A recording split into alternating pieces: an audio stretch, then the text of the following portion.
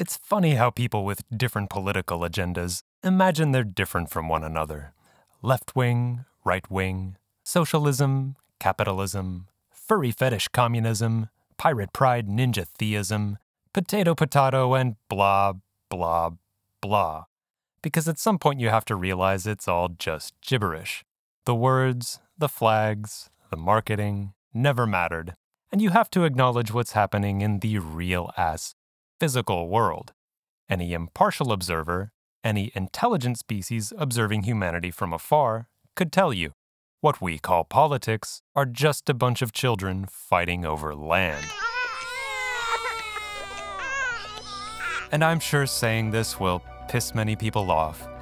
People like to imagine themselves as technocrats, wearers of suits and bow ties, divining clever rules that surely will solve everybody's problems if only they can assume control over everything and everyone in exactly the same way as one of those fighting children.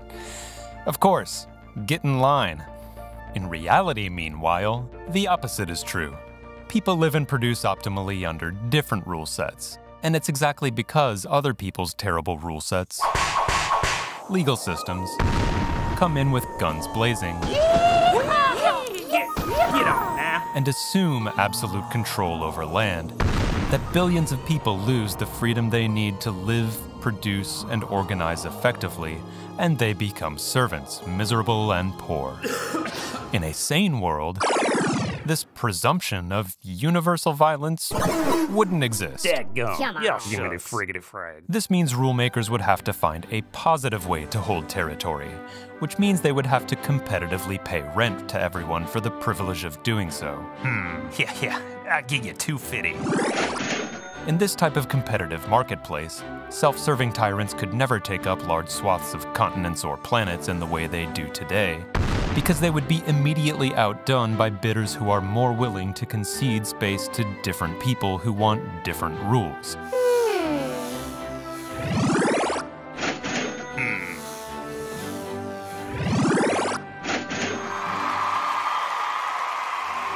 This would leave large swaths of space for everyone else to live under yet different rule sets, and then you would have a large, diverse world with different jurisdictions, the ability to organically form new ones, even within existing ones.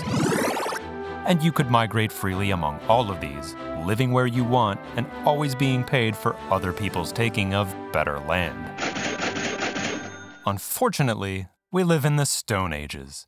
We accept the presumption of universal violence and gaslight ourselves with the notion that singular rule sets, worshipped as gods, again, controlling land and unwilling people through violence,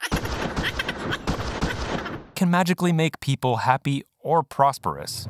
In fact, this religious belief is so deep-rooted into our territorial monkey brains that it is the unspoken, implicit, unquestioned basis of the entire modern conception of both politics and what we call political science. And that's why political science is an oxymoron and an insult to actual science. Because legal political systems, by their very nature, pirate a chunk of the physical universe, space. And as soon as that happens, all other legal political systems that could have been there, or which could be there in the future, and all of which could be characterized as alternative experimentation, become illegal. In other words, it is always the result, and therefore the implicit purpose of politics, to destroy science. For example, let's say you and your friends have your very own idea for a government. I don't know what that is, and I don't care. Maybe it's democratic socialism, whatever the hell that means to you.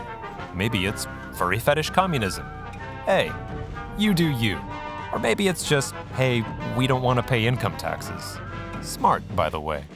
Well, would you like to experiment with your little society anywhere within, let's say, the modern-day United States?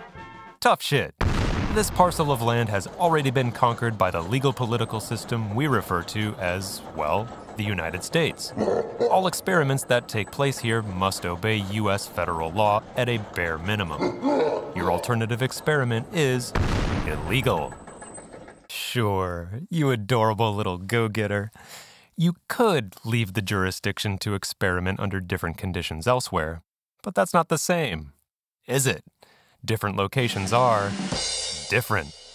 If I impose my legal system on the United States, for example, and you want to experiment with some type of alternative and are left with only Outback Chad, then when you end up poor, and I do say when you end up poor, then do I get to laugh at you and say, behold the majesty and superiority of my legal system, my ideas, and behold the failure of yours?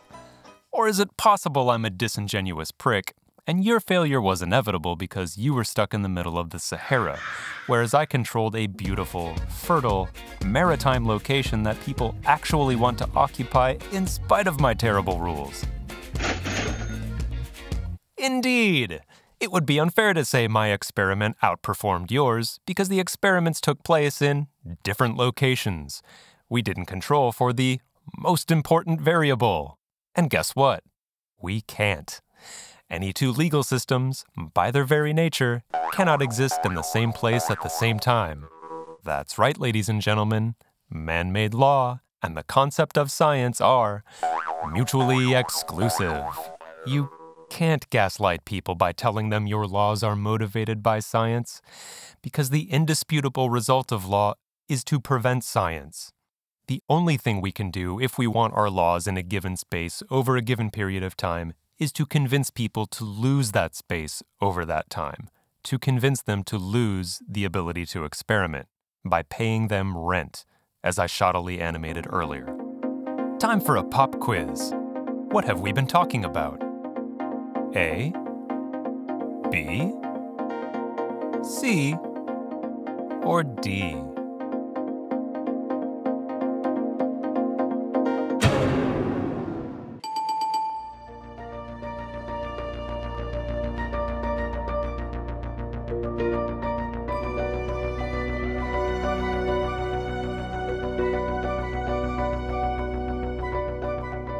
All of what I've been talking about, in case it's not clear, is the topic of land ownership. I've been talking about it at its highest level, the level of governments, because people seem not to understand the importance of the topic otherwise. I don't know why. Land, space, is the mother of everything. In fact, that's a laughable understatement. To say that space is our mother is to suggest that we ever left its womb. I don't know if you've ever taken a look around, but we're still here, occupying it. Land isn't our mother. It's us. Land is existence. Just how important is land? I mentioned earlier how the phrase political science is a ridiculous oxymoron. However, the field of political science could redeem itself if it simplified itself, took a step back like that extraterrestrial we were talking about earlier, and focused on universal physical truths. How about the following for starters? All political ideologies, until they prove otherwise, are just cheap excuses for stealing land. Just think of any political argument you've ever had with anyone, and you'll see that it's true. Some doofus is sitting there spewing his garbage political ideas into your ears. Blah, blah, blah, blah. He imagines that the justifications he offers are super smart reasons, but you know better, don't you? He's trying to take away a territory where you could be living without his terrible rules. He wants a government to conquer that space and force his terrible rules onto that location and therefore onto you. He's trying to create a situation where, if you would like to live by your rules, or just not get kicked in the teeth by his, you will have to go away. My way or the highway is what he's saying. You will be forced to lose a territory you value because his rules stand to make it something worse. Sure, you could view your disagreement as a clash of political ideas, but the only reason they clash to begin with is because they want the same place. Like, physical place. It's an undeniable fact that if each of you could just snap your fingers and create a parallel universe, then your different political systems or whatever could just separate and go about their business and there would be no conflict. And that's why metapolitical statement number 2 is also true. All conflict, even when it's not about land, is indistinguishable from conflict over land. This is another way of saying that all human conflict is about land, whether you choose to acknowledge it or not. That's why we look at dogs fighting in the street and say, they're having a territorial dispute. Who's to say? Maybe they are arguing political ideas. Blah, blah, blah. But at least in that moment, we're smart enough to realize it doesn't matter. Those are figments of their dumb little dog imaginations.